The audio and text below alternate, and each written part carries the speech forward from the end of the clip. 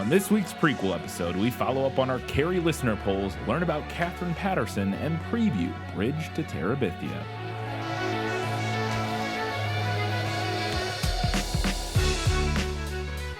Hello, and welcome back to another episode of This Film Is Lit, the podcast where we talk about movies that are based on books. It's another prequel episode. Boy, it's been a while. Yeah, holy cow. It's only been 2 weeks. It's only, like 3 since we recorded, or 4. It's been a while since we recorded an episode. Yes. But holy cow, it feels like an eternity. When you've been doing an episode every week for 6 years. Taking a couple weeks off. Taking a few weeks off feels like an eternity. Yeah. It feels like an eternity. But we have returned from our honeymoon. We had a great time out in California. We are back, ready to get back into it. And we're going to start with you, all of your listener. Well, before we get to our listener feedback for the Carrie poll, sorry, I messed that up. I forgot what I'm doing at this point. First, we're going to get into our patron shoutouts. I put up with you because your father and mother were our finest patrons. That's why. So we don't have any new paying patrons, but Patreon changed a bunch of stuff while we were gone. And so you can now become a free patron, basically where you only get access to like public posts on Patreon, which I don't know how often we even post public posts. I don't know if I've ever posted a public post. I have occasionally. Was it even an option before this? Yes. Oh, yeah. Okay. There has been an option where you could post things publicly, like where it's for free for anybody, basically. Mm-hmm. But I assume what these free patrons are is that they get like notifications when we post free posts, which again we don't do very much. Yeah. But there are some things that because you can also do things where you like post things for paid patrons and then set a time thing where they eventually become like public posts or whatever. I don't know. Anyways, we have 4 new free patrons. I figured I'd read them anyways because if they like our podcast enough to at least come find us on Patreon and subscribe to us, we'll say your name even though you're not giving us any money. It's okay. They are Cariaca, not sure how to pronounce that, The Damn Bookworm, Mikey S., and Chaniqua Brio, it looks French. I'm not sure how you pronounce it. I mean, it's definitely French, I think, but I'm not sure how you pronounce that. So thank you all for following us for free on Patreon, I guess. So there you go. All right, let's get into it. Our Academy Award winners, and they are Vic Hammer, Matilde, Steve from Arizona, Paul, Jeff Niederhofer, Teresa Schwartz, Ian from Wine Country, Winchester's Forever, Kelly Napier, Gray Hightower, Gratch, Just Gratch, Shelby's in her capybara era, That Darn Skag, V. Frank, and Alina Starkov. Thank you all for continuing to support us, even during our brief hiatus. I'm sure several of our meals were paid for by your by your generous support while we were on our honeymoon. So there you go. Katie, it's time to find out what the people had to say about Carrie.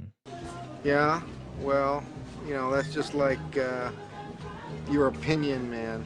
The people had to say quite a bit. Lots to say. Mostly on Patreon. We have a ton of long comments from Patreon. So on Patreon, we had 6 votes for the book, 0 for the movie, which astounded me. At least not in the actual poll. I think there might be a comment that's for the movie, but it was not reflected in the actual poll. And then a listener who could not decide. Okay. Kelly Napier said, "OMG, for the first time in forever, I finally got that song out of my head." I love that song. Hot take, that's the best song from Frozen. Okay, well, we can hot take that. I don't know if it's a hot take or not, but that is, in my opinion, the best song from Frozen. So Kelly said, "For the first time in forever, I finally have the same verdict as you." Wow. Kelly disagreed with us very often, several episodes in a row. Yeah. I also picked the book over the movie, and I agree with you that the book and the movie feel more like a tragedy than a horror.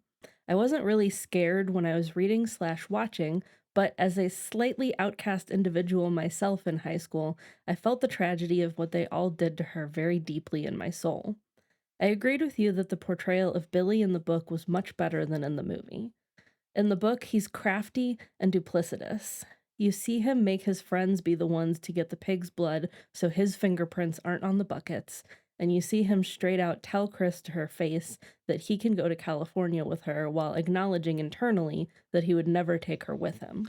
Okay, so I took that's John Travolta's character. Yes. So it's been just in case people have, it's been a month since we did this. It hasn't been a month. It's been 3 weeks. Okay, it feels like forever. Again, it feels like so really long that time. I'm gonna have to do my best to remember all this stuff. I was like Billy.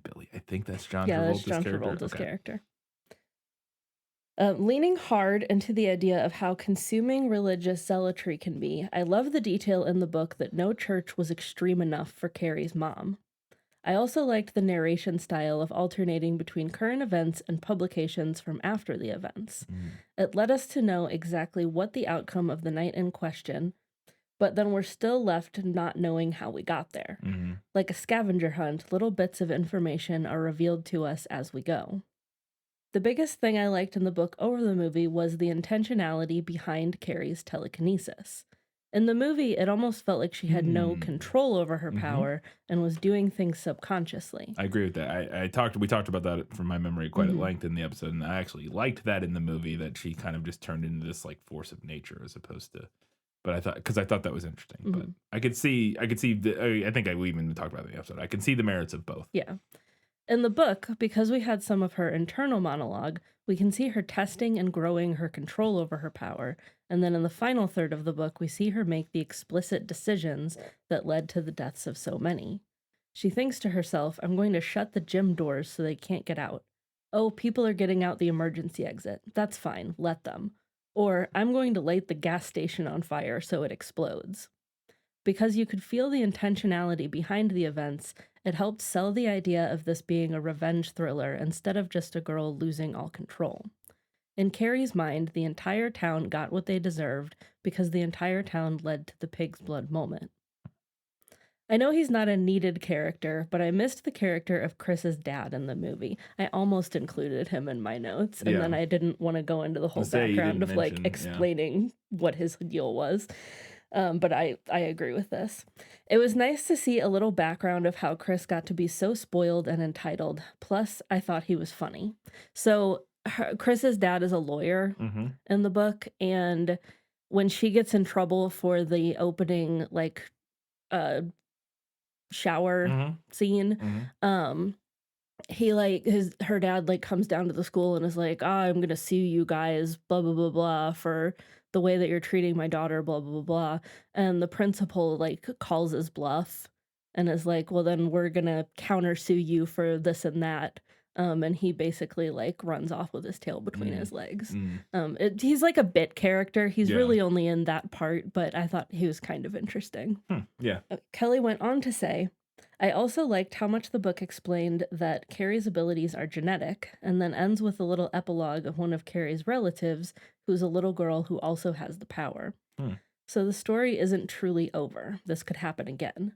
The movie almost made it feel like her powers stemmed from her circumstances and not her genetics. Yeah, I mean, I would have said, I wouldn't have guessed. I don't think the movie applies at all, where powers come from. I don't. And I think I agree with Kelly that if you would have asked me okay, so what is her power? I'd be maybe something to do with her kind of weird religious trauma upbringing or something. I definitely would not have assumed there was anything genetic going on. Yeah. I mean, I think the stressors of the way that her life is definitely don't help. Right. In the book, I think that is something that brings her powers out more. We have this kind of idea that if she had had a really good life, maybe she would have never needed to manifest or use the powers that she has. Maybe. Who knows? But it's interesting either way. I can see the merits of both depictions. And finally, Kelly went on to say, so I made the mistake of watching this at work. I hit play on the movie and started panicking with that locker room scene off the top. Luckily, I get to work early, so not many people are around, but man, that was a close one. I guess you're watching it on a personal thing or not on the work. I don't know. I guess I would worry if I was at work, even if nobody was around, that IT would be watching or something. I don't know. And I believe Kelly actually works at a news station. From last I knew, yes. So I kind of like the idea that maybe she threw it up on like a big screen somewhere. Yeah. At the news Well, station. yeah. If you haven't worked at a news station, it's very common in the newsroom. There are TVs everywhere. Yes, so everywhere. I would it would be funny if she had it on like one of the big, Like one of the big monitors. in the newsroom or something. And then Kelly had 2 questions. She said just 2 probably unanswerable questions. In the book, it's implied that Sue might be pregnant. She's also one of the only survivors. Was she actually pregnant? Did she have Tommy's baby? And I believe Shelby answered this for Kelly on Patreon. But she gets her period at the very end of the book. So we don't know whether or not for sure she was pregnant. I mean, she's not pregnant by the end of it. Right. She gets her period. Right. But I kind of got the implication at the end that as she was dying, Carrie like helped her not be pregnant, like caused her to have like an abortion. What? Like with her powers. Oh, okay. Because she gets her period like right after Carrie dies, and it's like thematic and like it's like a full circle kind of a thing. Yeah. But I was kind of like headcanoning for myself that Carrie was like, "Oh, I'm gonna help you out. Take care of that because you helped me." Yep. And then Kelly's last question here: why would anyone actually vote for Carrie for prom queen if she was that much of a pariah in the school and town? In the movie, we know some people had actually voted for them because Chris didn't swap out all the ballots. In the book, we know Chris didn't fix the vote at all, so those people actually voted for her. Were they voting for her because she was paired with Tommy on the ballot? I know where I grew up, people took homecoming and prom court too seriously to vote for anyone as a joke. So there's a couple of layers here based on what I remember from the book, at least. She does get on the ballot just because she's Tommy's date. Like they say they say specifically that that's how that works because they went together, so therefore she's on the ballot because of him. Right. There's also like this layer in the book of like people not taking the voting super seriously because this is set in the 70s, and I think we're getting at a kind of like a women's lib, like second wave feminism thing. There are mentions here and there of like people saying that, oh, we should stop doing this. It's offensive to women. So there is this kind of air of like, oh, this is stupid in the book. Yeah. Also, it's convenient. Yeah. For her to get elected prom queen. I don't remember this from the movie, but she says in the movie we know some people had actually voted for them because Chris didn't swap out all the ballots, but she did swap out a lot of them. She swapped out a lot of them, yeah. So how do we know? I don't remember this detail from the movie I don't remember that detail either. Like all I remember from the movie is that they swapped out like a lot of the ballots, enough to get her to win at least. Yeah. I don't remember it being mentioned that other people had voted for her for real, but yeah, unless I don't remember if they say at some point that it was like unanimous or something in the movie. I don't remember. Yeah, I don't remember. I don't remember at all. Our next comment was from Steve from Arizona. Steve said, "I'm not a big Stephen King fan, despite sharing the same first name and the same weirdness, so the movie wins by default. I don't know, his horror stories just don't resonate with me, while his stories like Dreamcatcher or The Running Man do. It could be the science fiction adjacent stories, but I, for one, believe many of his stories are benefited by a discerning eye looking to make his stories more accessible. Like, we don't need every graphic detail of someone killing a pig, Steve." I would agree with that, yeah. I do agree a more feminist viewpoint might be needed for a better remake, and I got the filmmaker for you. Julia Ducournau? Ducournau? Mm-hmm. I don't know how to pronounce it, but... her 2 main films, Raw and Titan, I don't know how it's French. I assume. Tackle all of the difficult sexuality and identity conversations that would have made Carrie's mother turn red with rage. She also would have made the viewer completely uneasy with each pressing moment into the film, making the climax of the film gruesome and edgy. I have not seen either of the films, but I've heard a lot about Titan, or however you pronounce it, and it sounds really interesting, and I'm sure I would like it. Everything I've heard about it is that it's very good and really interesting, kind of So I think it's about a woman who has a relationship with a car or something. Like it's very strange, like Interesting. eccentric sci-fi, like kind of like Cronenbergian. From what little I've heard about it, very eccentric, yeah, like esoteric sci-fi, Yeah. kind of thing. But it sounds I actually Titan or whatever has been on my list to watch for a while, so I'm sure it would be interesting. And Steve's last comment here was, and also, I love Brian De Palma. Not only has this man given us over-the-top nonsense like Carrie and Phantom of the Paradise and Mission to Mars, he's given us some solid films like Blowout, Carlito's Way, and The Untouchables. Brian's exacerbation is very similar to mine. Like, how could you squander the obvious talent you have? All in all, a great episode. To be fair, I don't know if he's squandering it. He's okay, at least according to you. I've not seen any of those other films. I'm aware of, obviously, I've heard of Blowout. I particularly know about The Untouchables and Carlito's Way. But yeah, I actually, when I was doing research on this movie and kind of looking about stuff about Brian De Palma, Blowout kept coming up and over again.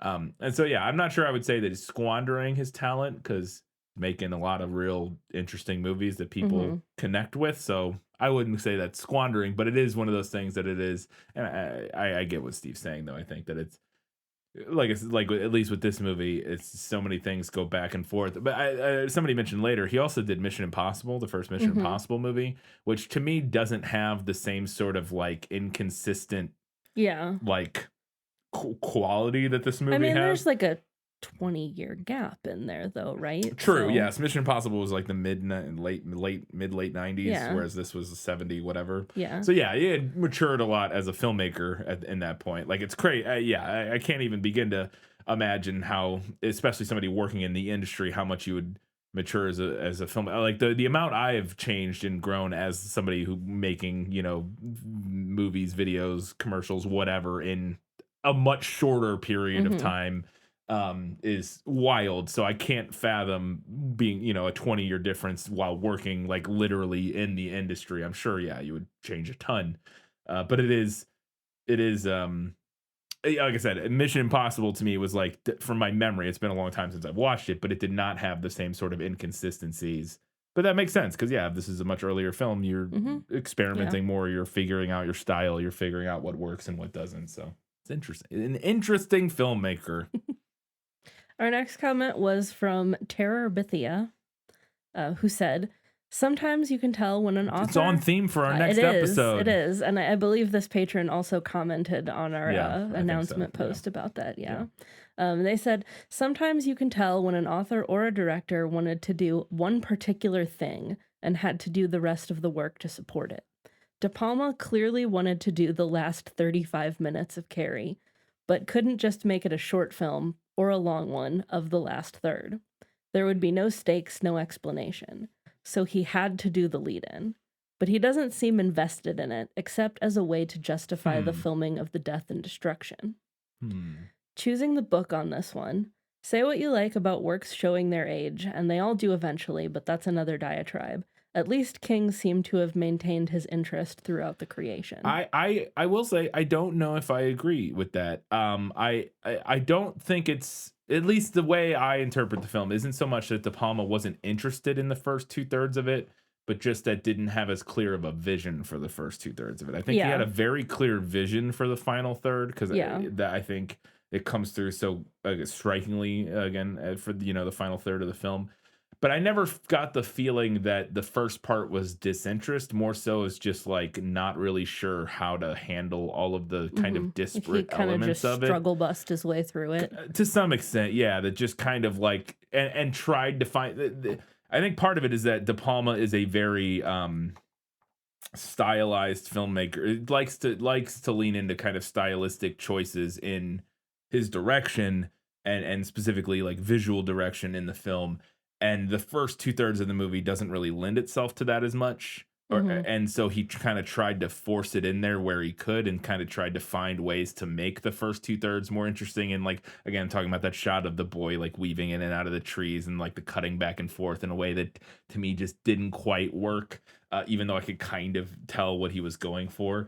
some of that stuff that where he's making creative decisions, I think, to try to like add some energy and some interesting, again, visual storytelling to the first 2/3 of the film in a way that just doesn't quite work. Whereas the final third of the film is just ready built for that kind of all in like visual drama that he was wanting to do the whole time. And so it just fits for the final third. And again, that would be my assessment of it, less so disinterest and more so kind of not trying to inject some personality into the first 2/3 in a way that it just didn't always work. But anyways, I can also see what you're saying, that it kind of at times, I mean, when he's literally fast forwarding through parts of his movie, I think there are definitely at least points in that first part of the film where it feels like he's not particularly interested in what he's doing. Yeah, I can see that. Our next comment was from Shelby's in her capybara era. Shelby said, I want to start with a disclaimer. I am one ace. Asexuality is not a single uniform experience. There's been some research about asexuality, but most of what we have and know are from aspec people sharing their lived experiences. But multiple people living the same experience doesn't mean it's the only one. Mm-hmm. The most basic stereotype about ace people, and therefore ace-passing characters, is person who doesn't like sex. But there's another group of people who are known to have strong opinions about abstaining from sex: Christians. This is true. Boy, is it. Because Christianity is more familiar to people. And other religious sects, to be fair. Yes. But in America, in the West, Christians is like the predominant, yes. Yes. Yeah. Because Christianity is more familiar to people, it's become a stereotype that aspec people are just super Christians who are really vocal about not having sex and call themselves asexuals as a kind of flex to brag about how pure they are. Interesting. Because of this, some people associate asexuality with Christian ideals about sex. Aces are just abstaining until marriage. Aces are struggling with desire as much as the rest of us, and they think they deserve special recognition for their restraint. I will say, just to chime in real quick, because I don't want to add too much to this, because again, I don't think I have a lot of really interesting things to add. But I will say that I don't that is not for me. I'm sure I have some misconceptions and stereotypes. I know I do, bouncing around about ace people and all kinds of minoritized groups that I'm not like super familiar with.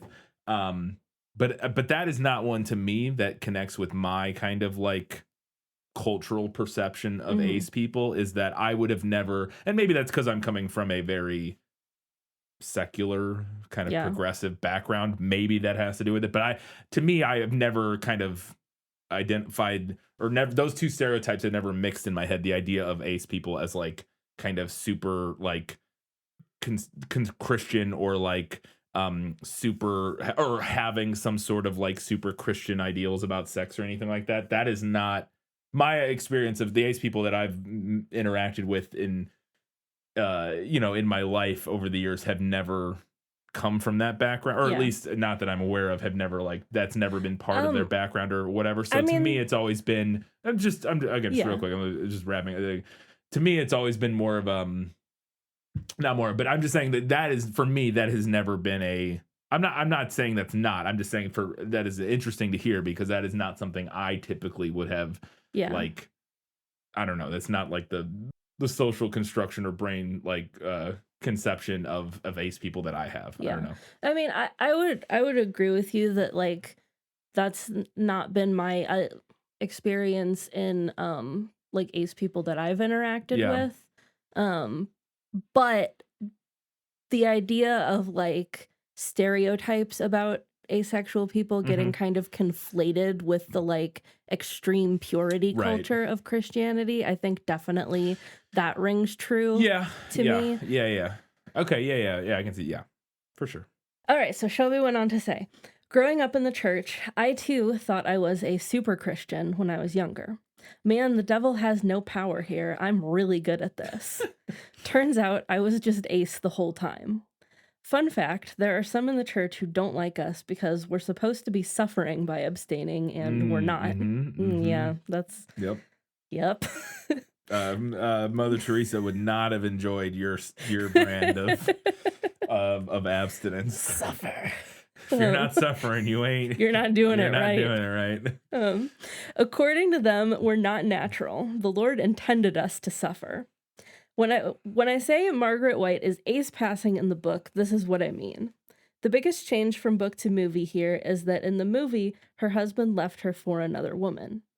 In the book, he was just like her. He worked construction, and he was the weirdo with a Bible who kept to himself when he was on the job. In the book, they are both super Christians who are vocal about abstaining from sex while suffering terribly from temptation, because of course they are. For all her bluster, Margaret reveals to Carrie that they both wanted it the whole time. They were liars all along, which isn't a stereotype. Liars or sick or hiding our temptations behind religion. I think as an outsider, King learned of aspec passing people and conjectured what that's like, and then he wrote about it in Carrie, and briefly in Tommyknockers and Eyes of the Dragon. And then he learned a bit about asexuality and explored it some more in Dr. Sleep and Mr. Mercedes.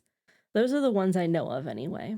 If anyone's curious, his best attempt at rep is easily Eyes of the Dragon. Other thoughts? Do you know what Eyes of the Dragon is? I don't. I've actually never heard of that one. I don't know what that's about. I've heard of Tommyknockers, but I've not heard of Eyes of the Dragon. Other thoughts? I preferred the book. I liked the sections from after the fact previewing what was to come and the tension it built. I liked Carrie wasting the town. Sissy Spacek is great in this movie, but I thought Carrie was more layered in the book. I liked the prom scene in the movie and her mom dying like the statue, but I didn't care for the jump scare hand grab like she's a slasher villain. I don't think it fits her character at all. Yeah, I don't know if it necessarily fits her character, but I believe I read this basically like one of the biggest. This is like maybe one of the first that moment in a horror movie. Oh, really? I thought I read somewhere. I could be wrong, but I thought I read somewhere when I was reading. This was several weeks ago, but I thought I read when I was reading about this movie, somebody saying that this was basically the movie that started that like end of the movie. Like, the villain is still alive, or like this obviously it's a dream in this, but like that kind of idea. Right. I could be wrong about that. And I honestly, I have to agree with Shelby here. I don't think it really makes sense at the end of this movie. I think you could make an argument for the fact that it's a dream. It's a dream, yeah. From this like traumatized person. Yeah. If it were real, I would 100% agree that it doesn't work at all. But since it is this dream of this girl who's very traumatized, I think it kind of works. Because I view this as much more of a tragedy than a horror story about like a villainous person. Of course, yeah. I do think it's kind of like, okay. Yeah, it's a little, No, that's fair. Our last comment on Patreon was from Charlene. Who said, "My feelings on omniscient narration are wildly inconsistent." Look, that's fair. Yeah. There's that's fair. Sometimes it's done well, sometimes it's not. Yeah.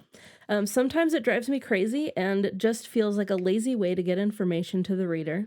Other times it feels perfectly natural to dip into one character's thoughts for a bit and then move on.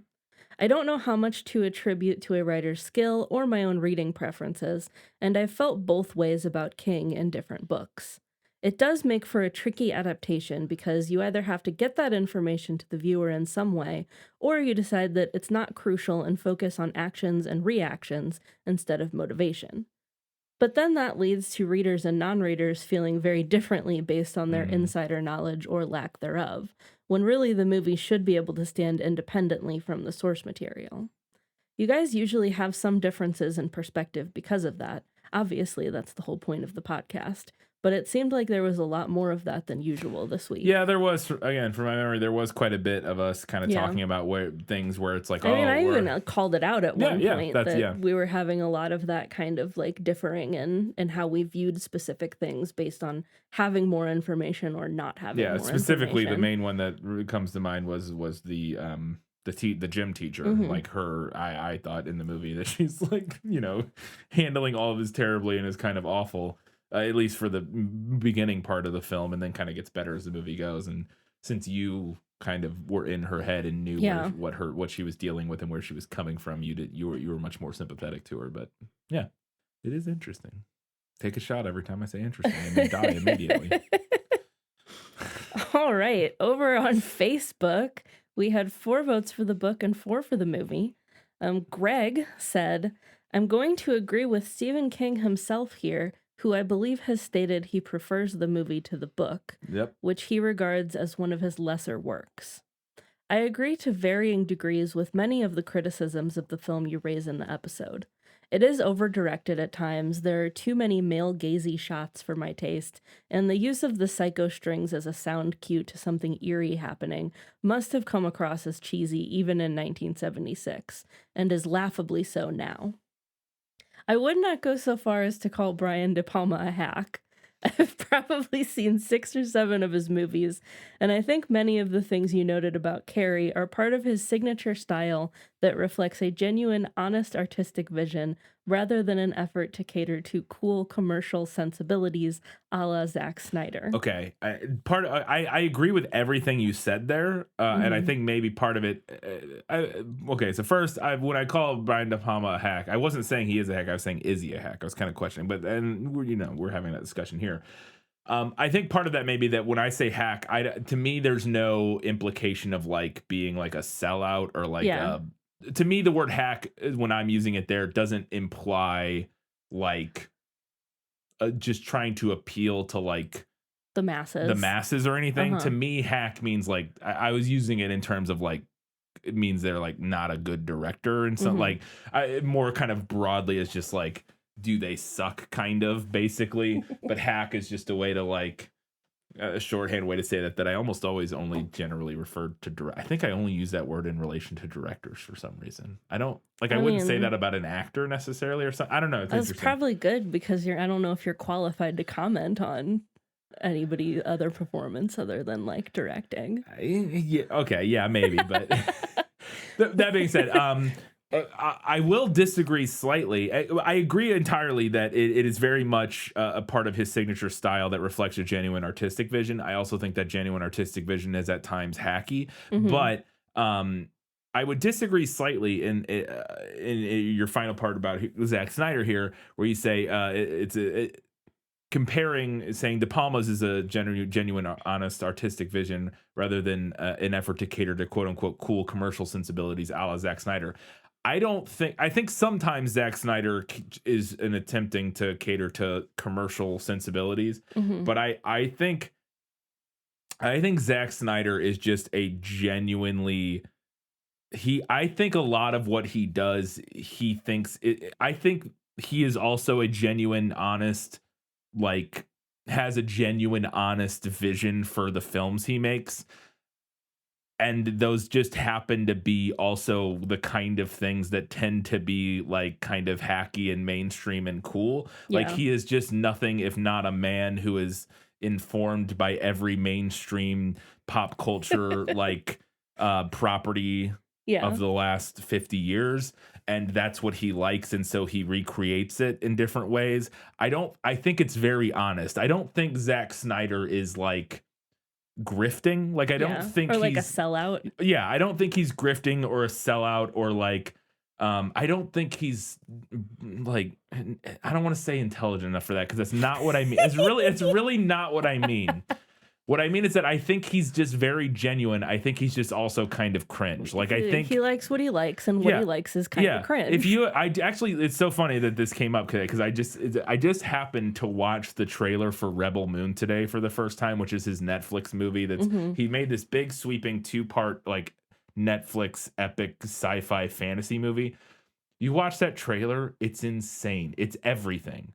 It's Dune, it's Star Wars, it's The Matrix, it's Lord of the Rings, it's like every fantasy sci-fi property just smushed together, and it kind of looks awful but kind of awesome. And that is like Zack Snyder to the T to me. It's like I don't think there's anything ungenuine about what he's doing at all. I just think it also rides the line between being awesome and garbage like I just again it's why I find him so fascinating, and I think him and De Palma are similar in that regard. I think De Palma has I think the difference is that the references that De Palma's calling on, the things that De Palma nerds out about is like Hitchcock. It's like actual like classic directors and like stuff that's considered art, considered like unquote. high art and like, you know, the classics of cinema. That's the stuff he's nerdy about.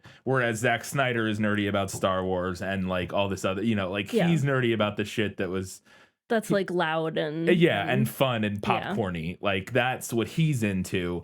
And so I whereas De Palma is into like Hitchcock. Like so I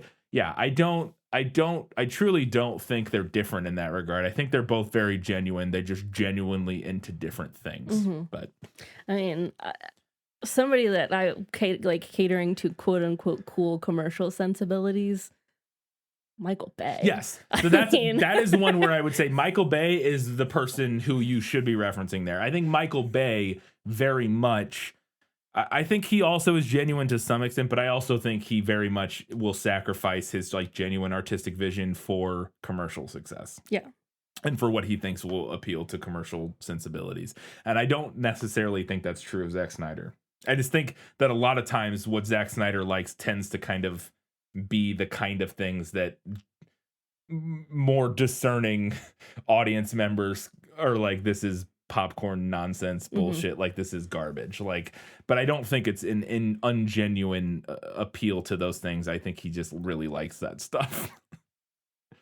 Okay, so Greg went on to say, however, he, Brian De Palma, definitely comes from the same more is more school of filmmaking as people like Baz Luhrmann and Oliver Stone, and subtlety isn't his strength. He's always got the pedal to the metal, and I found it to be a common thread across his movies that when that works, it really works, but when the material requires a lighter directorial touch, things tend to go off the rails. I would agree with that, and I like that. I like more is more directors. Edgar Wright is my favorite director. I don't know if there's a more's. I mean, other than like Baz Luhrmann. Yeah, like I think Edgar Wright is a significantly better and more deft filmmaker than Baz Luhrmann in certain ways. But definitely both maximalists. Definitely maximalists, and that is the style that I like. That is how I direct things. I am not a minimalist in my style. Like I that is what I'm into, and so I don't dislike the maximalism, this sort of more is more style of filmmaking. If something is worth doing, it is worth overdoing, in my opinion. But I just think it has to also work within the film, and there are moments where, with Baz Luhrmann and Oliver Stone and Brian De Palma, where the more is more approach doesn't work, which is interesting because I rarely feel that about Edgar Wright's stuff. I rarely feel like his sort of over-directed, over-edited approach doesn't work. Whereas in these movies, whereas in like Baz Luhrmann movies very often, and like this movie in particular, they're sort of their over direction and over production feels incongruous with like the rest of the film. And maybe it's because Edgar Wright just does it the whole time. Like Edgar Wright never lets off the gas pedal, whereas some of these other movies occasionally do. And that's where I don't know what it is. I would have to really think about it.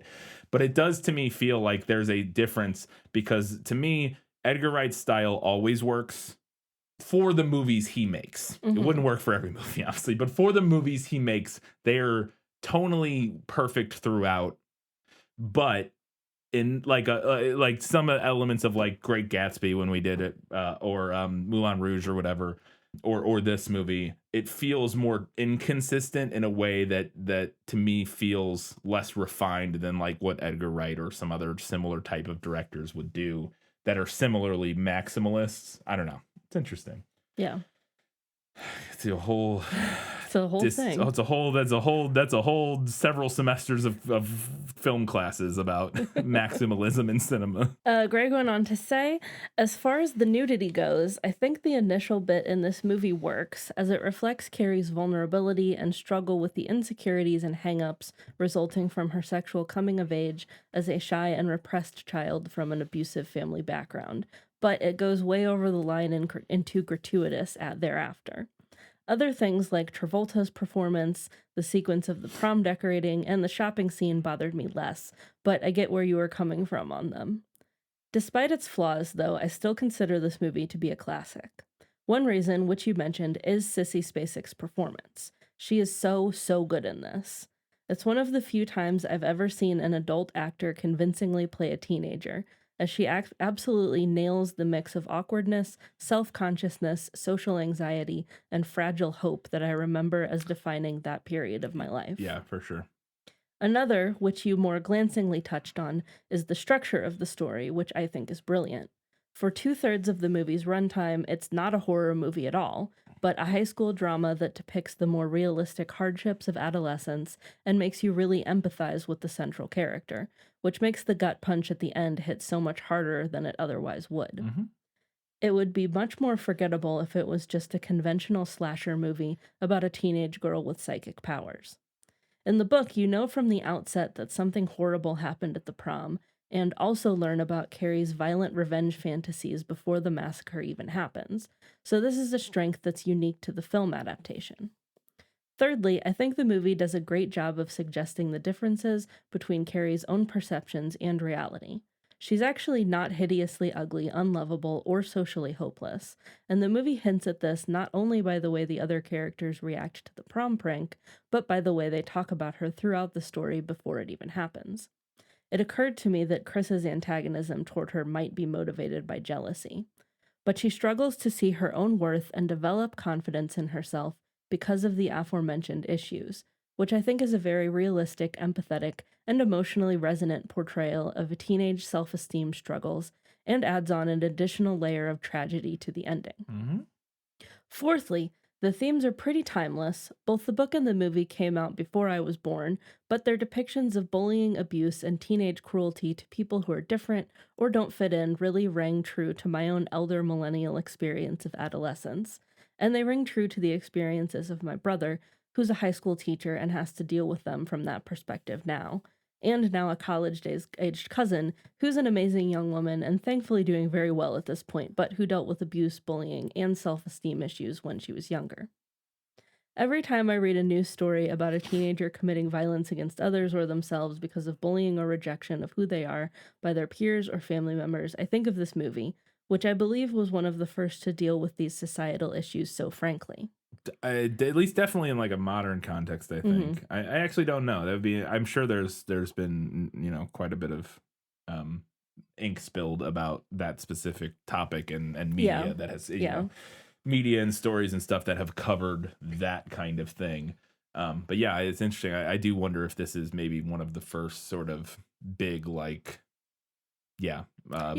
kid gets revenge kind of stories. Yeah. Off the top of my head, I don't know. Yeah, I don't know either. Finally, that last scene deserves some credit for its place in film history. It's not only an iconic jump scare, as far as I know, it basically invented the idea of disrupting the quiet coda scene at the end of the movie with a sudden jolt. And I think you can trace not only the practice of horror movies ending with the now cliched, "It's over, or is it?" final shot, but also things like MCU movies recontextualizing their stories or sequel baiting with stingers to that moment. So yeah, I acknowledge it's a flawed masterpiece, but I still think it's a masterpiece, and I will stand by the high grade I gave it on Letterboxd and IMDb. I'm sorry for laughing, but the fact that you wrote a review for this movie on Letterboxd is the least surprising thing I've ever read after reading your entire comment, and I don't mean that as a negative. It's just very funny to me. This is the most Letterboxd review I've ever read. I mean that as a compliment, genuinely. Finishing up, Greg said, because I think its strengths vastly outweigh its weaknesses, real as the latter are. No, I agree entirely. Like I said, that was basically my, I think both of our kind of final judgment was that, yeah, it's flawed, but there's a reason it's a classic and considered a masterpiece of horror, because it's when it works, it works. It really works. So awesome. Very good comment. Thank you very much, Greg. Over on Twitter, we had 9 votes for the book, 3 for the movie, and 1 listener who couldn't decide. April Admansky said, "I first saw this movie as a preteen. I've always loved it. The hand at the end scared me so much when I first saw it. I did read the book later, but literally all I remember is The Shadow Exploded." What? That's one of the titles of one of the book is divided into books. And that's, I think, the title of the last segment. It's a good yeah. That's a great little like that's a great if that was the title of a something, I would be intrigued. Yeah. The shadow exploded is one of those like 3-word sentences that's like says nothing but implies a lot, maybe, or like makes you want to know more. April went on to say, I adore this film, but the first 2/3 is only okay. Carrie is what started my love for De Palma's movies. Okay. He has a distinct style, most of which comes from Hitchcock. Yes. He's trashy and gratuitous, and I love it. Yep. That's kind of the reason why I love Baz Luhrmann. I was about to say, he's trashy and gratuitous, and I love it. Surely April must love Baz Luhrmann. I think she's mentioned. I know she's commented on our Gatsby episode or something. I think she did mention liking Baz Luhrmann. It's interesting to watch his mainstream 90s movies, Mission Impossible, The Untouchables, etc., and see what De Palma stuff he sneaks in there. Slow motion, split screen, Dutch angles, split diopter. 3 of those things are fine. He has done some hack fraud stuff. The ending of Dressed to Kill completely rips off Carrie. But Body Double, 1984, which is basically Male Gaze, the movie, is in my top 5 favorite films. I don't know. I'm just into it.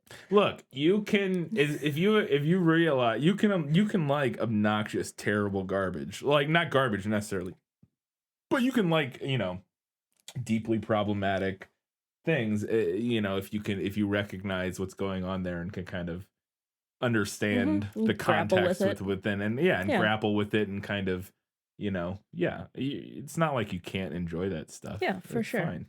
I enjoy a lot of problematic I enjoy things. tons of problematic things. It's fine. April's last comment here was, as for the sped up suit buying scene, the only explanation I have is De Palma was doing that in his earlier films. He obviously dropped it later on. Okay, so I guess that was like a stylistic thing that he was doing and then stopped doing.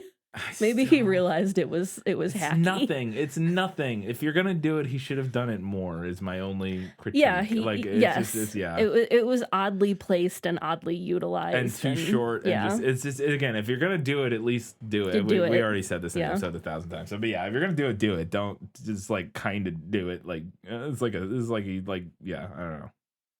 It's like a weird little sneeze in the middle of the movie. It's just like, come on, just let it out. He burped. Yeah.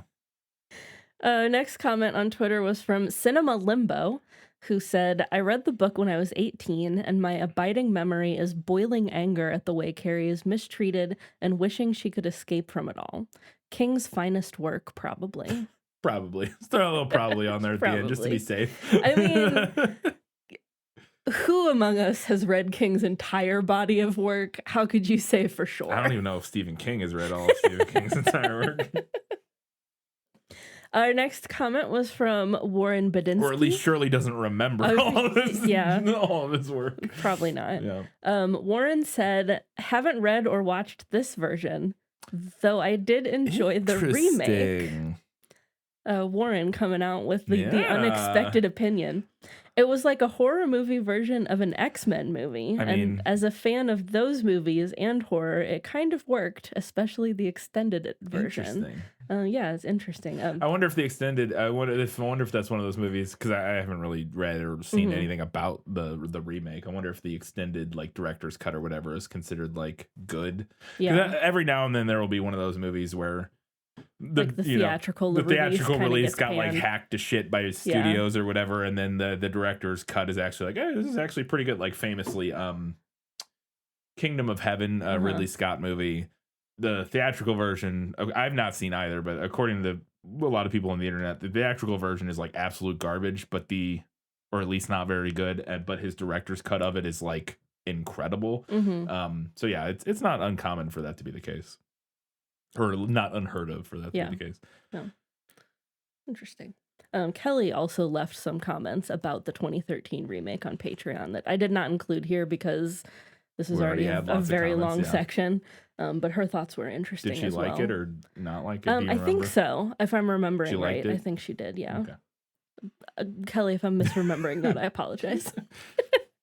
Our last comment on Twitter was from Matthew Ty, who said, the found media of the novel brings to mind classics like Dracula. It's amazing that Stephen King created such a perfect piece of literature at such a young age. How old was he when he wrote this? Do you know? I don't know off the top of my head, but it was his first published novel, so Okay. he was pretty young still. Yeah, that's interesting. I didn't realize that he was like a young person when this one came out. I'm trying to do a quick Google search. Born in 47, and this came out in. Oh, that's not. Oh, there's a whole separate Stephen King bibliography on Wikipedia because he's written too many things. Yep. Novels, 1974. So he was 28. Wait, what did I say? 76? Or no, 46? What year did I say he was born? I thought you said 44. Did you say 46? I said 47. And it was 74. So 27. Yeah. Yeah. Okay. I mean, that's kind of young. It's not it's not so young that I'm like, whoa. No, it's not so young that it's completely mind-blowing, but it is, But it is fairly young still, yeah. Yeah. I wasn't making anything good at 27. No. But there are people who do. It's not like super uncommon, so. Over on Instagram, we had 2 votes for the book and 6 for the movie. And Total Individual said book, although both are really good, which was basically my thoughts as well. There you go. But our listener poll's winner actually shocked me. Yeah. I was surprised. I was incredibly surprised. The winner was the book. Yeah. With 21 votes to the movie's 13. Plus our 2 listeners who couldn't decide. Very interesting. I really was not expecting I that. expected my final verdict to be more controversial. Yeah. And for the movie to win out easily. So I'm very surprised. Yeah. All right. We have a learning things segment this week, and we're learning about Katherine Paterson. No matter what anybody tells you, words and ideas can change the world. Short and sweet learning segment. We bang through this. Katherine Paterson is an American writer, best known for her children's novels, including Jacob Have I Loved, The Great Gilly Hopkins, and Bridge to Terabithia. Those are probably her 3 most well-known novels. Paterson's novels often contain themes considered to be more adult, especially for their respective time periods that they were written in, published in, such as death, emotional abuse, absentee parents. She was kind of writing about some like hard-hitting stuff at a time that it wasn't especially common to write that way for children, which also resulted in a lot of her books being on banned book lists, and we love that. Mm-hmm. Paterson was born in China in 1932. Her parents were Presbyterian missionaries. The family fled China at the onset of Japanese invasion in 1937, and they returned to America for the duration of World War II. But Paterson's first language was actually Chinese, and she initially struggled with learning to read and write in English. Yeah, I mean, for as far as I know, those 2 languages are maybe one of the pretty hardest different. to go from one to the other. It's not exactly similar in particular, not in a lot of ways. As an adult, Paterson wanted to return to China as a missionary, but its borders were closed to Western citizens at that time. So at the suggestion of a friend, she lived for a time in Japan instead. And while she was there, she studied both Japanese and Chinese culture and history, which influenced many of her works. Not the one that we're going to talk about, but many of them. Her first children's novel, The Sign of the Chrysanthemum, was published in 1973, and it is a work of historical fiction set in the Japanese medieval period. Sounds fun. It does. I've never read any of her like Japanese or Chinese inspired books. But it sounds interesting. Paterson is also a very decorated author. 4 different books that were published from 1975 to 1980. She won 2 Newbery medals in that time and 2 National Book Awards, and those are 2 of the most prestigious awards that you can win as a children's author. She's also one of only 4 people to win both of the biggest international awards in children's literature. She won the Hans Christian Andersen Award for Writing in 1998 and the Astrid Lindgren Memorial Award in 2006. And those are both like body of work, like collective career awards. Oh, okay. I was wondering. I was like, yeah. what for what? For her career. Gotcha. Okay. She was also awarded the NSK Nostat Prize for Children's Literature in 2007 and the Laura Ingalls Wilder Medal in 2013. And I believe both of those are also like career awards. Katherine Paterson is still alive. She is 91 years old as of this past Halloween. Her birthday's on Halloween. Yeah. What a queen. Her last published book came out in 2017, so I'm not sure how much she's writing at this point. But as of 2022, she was vice president of the National Children's Book and Literacy Alliance. So, all right, go off, queen. There you go. Fair. Good for her. All right, well, let's learn about probably her most famous book, Bridge to Terabithia. That's impossible.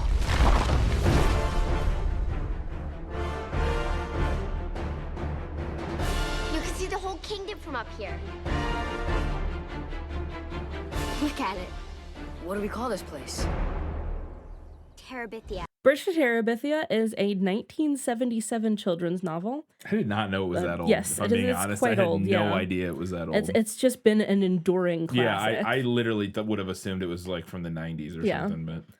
But written by Katherine Paterson, as we've established, and the novel won the 1978 Newbery Medal. So Katherine Paterson, as an adult, lived for a time in Tacoma Park in Maryland. And the novel was inspired by an incident that happened during that time. I also have a note about this. We'll get to it. Yeah. On August 14th, 1974, her son David's best friend, Lisa Christina Hill, died after being struck by lightning in Bethany Beach, Delaware, and she was only 8 years old. So the idea for this novel kind of grew out of that tragedy. The name of the imaginary kingdom of Terabithia is similar to that of the Narnian island Terabithia, obviously created by C.S. Lewis for the Narnia novels. Similar is one way to put that. It's or almost identical is another way to put that. Of that, Paterson was quoted as saying in 2005, quote, "I thought I had made it up. Then, rereading The Voyage of the Dawn Treader, I realized that I had probably gotten it from the island of Terabithia. Almost assuredly. But almost assuredly, yes. However, Lewis probably got that name from the terebinth tree in the Bible. So both of us pinched from somewhere else, probably unconsciously. It's fine. Yes, all art is stolen. Yes, all art is stolen. That is true. Well, except, okay, we're not, that's a whole different thing. That's a whole different thing, yeah. We're not going to get into a different topic, but yes, when people are doing it, all art is stolen. It's fine. The novel also makes a direct reference to the Chronicles of Narnia when Leslie lends the novels to Jess, as well as an indirect allusion to the Chronicles of Prydain. Which we covered earlier this year. And I don't remember that. It's been years and years and years. I read this book in like the 5th grade, I think. Years and years since I read this book. But I don't remember what that allusion was, so I'm very interested to see if I can catch it this time around, now that I've actually read some of the Chronicles of Prydain. Yeah. At the time of the book's publication, Kirkus Reviews said, quote, "Paterson, who has already earned regard with her historical fiction set in Japan, proves to be just as eloquent and assured when dealing with contemporary American children, and Americans of very different backgrounds at that." Very Kirkus Review thing to say, I feel like. In a 1986 retrospective essay about the Newbery Medal winning books from 1976 to 1985, literary critic Zena Sutherland wrote of Bridge to Terabithia, quote, "The poignant story is all the more effective because Paterson lets Jesse express his grief and guilt rather than telling readers that he feels them. There is no glossing over, there is no reaching for dramatic effect." The novel's content has been the frequent target of censorship. Challenges stem from death being part of the plot. Insane. Jesse's frequent use of the word Lord outside of prayer. Makes sense to me. Allegations that it promotes secular humanism, New Age religion, occultism, and Satanism, and for use of offensive language. All right. You already sold me. You already sold me on the book. Right? I already want to read it. I already wanted to read it.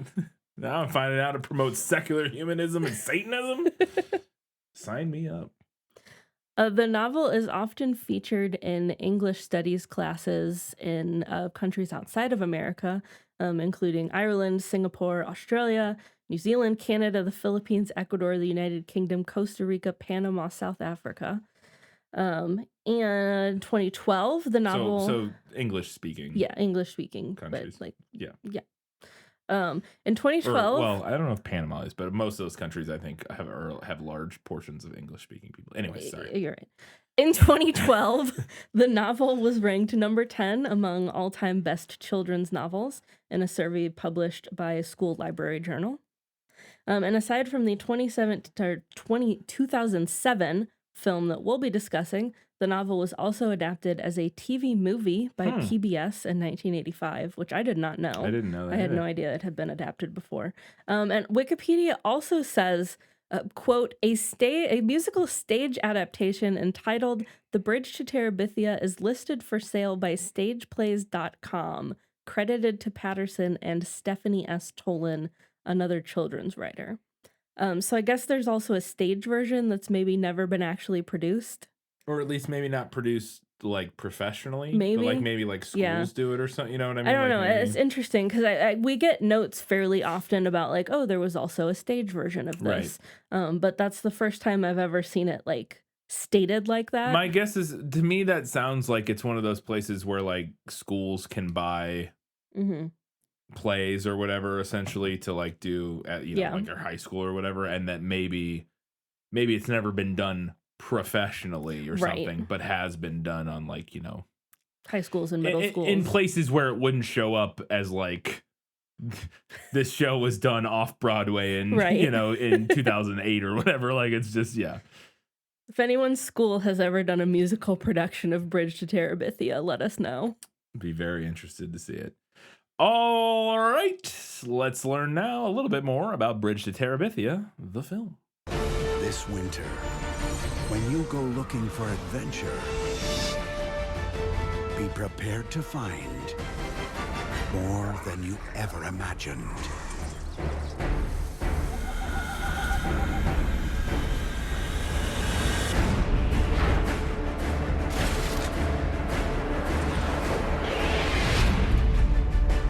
Bridge to Terabithia. Bridge to Terabithia is a 2007 film directed by Gabor Chupo, who is the creator of Rugrats. Get ready to have your childhood rocked here. Creator of Rugrats, The Wild Thornberry, if you're a millennial at least. The Wild Thornberries, Rocket Power, As Told by Ginger, and Ariel Monsters, among working on other stuff. But he created all of those shows, which were he created like Nickelodeon's entire lineup for the 90s. The 90s, which is like, some of those shows are some of my favorites as a kid. Rocket Power, Rugrats, and Ariel Monsters were three of my favorite shows when I was younger. The film was written by David L. Paterson, who is known for writing The Great Gilly Hopkins, Love, and Ludlow, and is also the son of what was her name? Katherine Paterson. It was also co-written by Jeff Stockwell, who wrote the adaptation of A Wrinkle in Time that we did way back in the day, and The Ottoman Lieutenant. The film stars Josh Hutcherson, Anna Sophia Robb, Bailey Madison, Zooey Deschanel, Robert Patrick, and Latham Gaines, among others. It has an 85% on Rotten Tomatoes, a 74 on Metacritic, and a 7.2 out of 10 on IMDb. And it made $137 million against a budget of $17 million. Although I read a comment somewhere in something, I saw something about it struggling at the box office. That doesn't seem particularly sound like it struggled. Now that's maybe worldwide over time. Like maybe it was a slow burn, very very slow, making its money back kind of thing. I don't know, but that doesn't seem terrible considering even if you double the budget to $40 million for advertising, that's still not made $100 million. It doesn't seem terrible, but I don't know. fucking Hollywood accounting, who knows?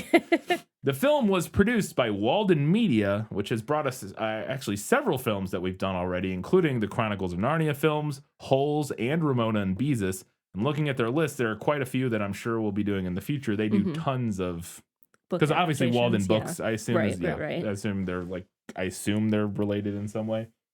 But they do lots of book adaptations. So, Walden Media president Cary Granat recommended Gabor Chupo as director, despite concerns from other people that Chupo had never directed live action. As I mentioned, he basically was completely just an animation guy. But Granat, I don't know how to pronounce this guy's name, said that, quote, it didn't worry him in the least. And Chupo, for his account, had been wanting to work on a live action film for quite a while, but he had said up until this point that, quote, he didn't like anything until I read this book, end quote, saying that he found this book both beautiful and moving. As many people do. Yeah. Another interesting thing that I found that I thought was fascinating is that the cinematographer for this film, Michael Chapman, this was his final film before he retired. Michael Chapman shot Taxi Driver, Raging Bull, The Lost Boys, Scrooge, The Fugitive, Space Jam, and like dozens of other, like a super crazy, diverse filmography. Like, I can't fathom working on Taxi Driver and Space Jam. Like, being the cinematographer for both of those films is so fascinating to me. They're just so different. But yeah, it was huge overarching cinematography career. But apparently he mentioned in the film commentary for this, or the DVD commentary for this movie, that he retired after this film because he wanted his last film to be a good one. And he said, quote, this is such a beautiful story and it's exactly the kind of movie I want to do at this time in my life, end quote. So producer and screenwriter David L. Paterson, as we mentioned earlier, is the son of the novel's author. And his name was actually featured on his dedication page because, as you mentioned, the story is based on his real-life best friend, Lisa Hill, who was struck by lightning and killed when they were both 8. So Paterson went on to ask his mother, Katherine Paterson, if he could write a screenplay of the book, and she did eventually agree, saying, quote, not only because he's my son, but also because he's a very good playwright, end quote. But Paterson would have difficulty marketing the screenplay, mostly because of the fact that one of the main characters, that Leslie, one of the main characters dies, I knew that going in. This is one of those ones where I don't really know much about this, but I did know that one of the main characters dies, and that's like the whole thing.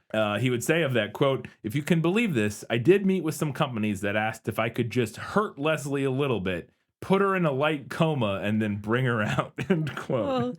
Oh, a light coma. Yeah, just a little light coma. But for him, the most important thing was to keep the spirit of the book alive, while also transforming it from quote, a novel that takes place mostly in the characters' heads to a dynamic visual medium, end quote. So the first person that was cast for the film was Anna Sophia Robb as Leslie Burke. And Robb actually wrote Chupo a, quote, beautiful and heartwarming letter that expressed her love for the book and the character of Leslie. And Chupo said that he cast her because, quote, her letter, her enthusiasm, and her love of the material. So this is one of those ones which we get every now and then where like some actor or something is like, I want to do this. And they like, yeah, I want that role. They like go out and really sell themselves hard for the role. Contrarily, Josh Hutcherson was not the first choice for the role of Jesse. But this is literally a direct quote from Wikipedia. Quote, but they settled with him because they felt the chemistry between him and Anna Sophia Robb was good enough. I love that it says settled with him. That's literally what it says. It's settled for him. I was like, all right, I'm sure he's fine. Like, Josh Hutcherson's an okay actor. I don't know, whatever. Chupo, in the process of directing, would say, quote, it was a very conscious decision from the beginning that we're not going to overdo the visual effects because of the story's integrity and the book's integrity, and that they tried to do the absolute minimum, which would be required to put what you see in the book or, read in the book into the movie. They didn't want to go over the top with like visual and special effects and stuff. So some of the creatures that show up in Terabithia were inspired by creatures specifically from, where'd it go? My thing just jumped down. Hold on, I'm sorry. The creatures in Terabithia were inspired by creatures and characters specifically both from Terry Gilliam and Ridley Scott's films, who both have quite a few films with some pretty interesting character creatures and that sort of thing. And the creatures themselves were designed and rendered by Weta Workshops in New Zealand, which is where this film was filmed. Really interesting random thing. The film was originally set to be scored by Alison Krauss, but she decided to step down. But she did remain involved as a songwriter. I could not find why she stepped down, but for some reason she decided to step down from scoring the film, and Aaron Zigman took over, who is actually most known for his score on The Notebook. Fun facts that I thought were really fun. Due to the fact that there are no squirrels in New Zealand, all squirrel shots were either pre-recorded or digitally added in. Gotta get them squirrels in there. Yeah. So apparently the promotion for this film was met with a fair amount of criticism and controversy, and the filmmakers actually distanced themselves from the advertising campaign for the film, saying that it deliberately misled and made the film seem to be about like a fantasy world. David Paterson was really surprised by the trailer, but he understood like the reasoning behind it, saying, quote, "Although there is a generation that is very familiar with the book, if you are over 40, then you probably haven't, and we need to reach them. Everyone who read the book and sees the trailer says, 'What is this? This is nothing like the book. What are you doing, Dave?' And I say, you know, what you're seeing is 15 seconds of a 90-minute film. Give me a little leeway and respect. Go see it, and then tell me what you think," end quote. And then getting into some reviews, James Bernadelli of Real Views called Bridge to Terabithia, quote, "easily the best family feature of the early year." Anne Hornaday, writing for the Washington Post, praised the script for being, quote, "utterly recognizable and authentic," and thought that both Rob and Hutcherson were perfectly cast. She also wrote that the final 5 minutes, she did go on to write, though, that the final 5 minutes succumbed to oversweet sentiment, but that viewers would remember the film's warmth and respect with which it pays homage to first love. Writing for The Village Voice, Jessica Gross commended director Chupo for omitting cutesy tween stereotypes and felt that Jess's relationship with his father elevated Bridge to Terabithia from, quote, "a good kids movie to a classic contender." And then for the New York Times, Jeanette Katselis believed that the fantasy was kept in the background to, quote, "find magic in the everyday," and thought Chupo directed, quote, "like someone intimate with the pain of being different, allowing each personality more than a single characteristic," end quote. Not every single review was positive, though. Writing for US Today, Claudia Puig wrote that, quote, "for a movie that about the power of imagination, Bridge to Terabithia is not as clever as you would hope." Called it a serviceable translation of the novel, but thought that the adult characters were caricatured. She also found the real-life portions of the movie derivative and simplistic, but thought that Jess's emotional tumult felt, quote, "powerfully authentic," and that this is where the film finds its truth and soul, end quote. So even in the criticism, found some things they liked. And then for the Wall Street Journal, critic Joe Morgenstern, which I thought was funny because he's a Morgenstern, S. Morgenstern of The yes. Princess Bride, yes.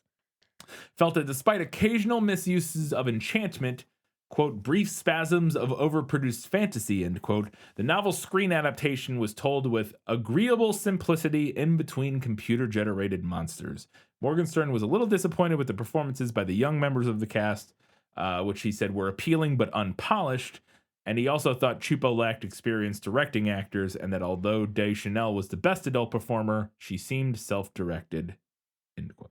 So, how would you possibly know that? Yeah, just insane. An insane thing to say as a critic, in my opinion. Yeah. Oh, Deschanel seems great, but she seems self-directed. What are you? Were you on set? Like, what are you even? It just doesn't even. I don't know. Unless Deschanel is just being Zooey Deschanel, maybe. Yeah. But this is early enough that there's not. I don't know if there's enough out there, right, of her to know that. I don't know. It just seems like a weird thing to say.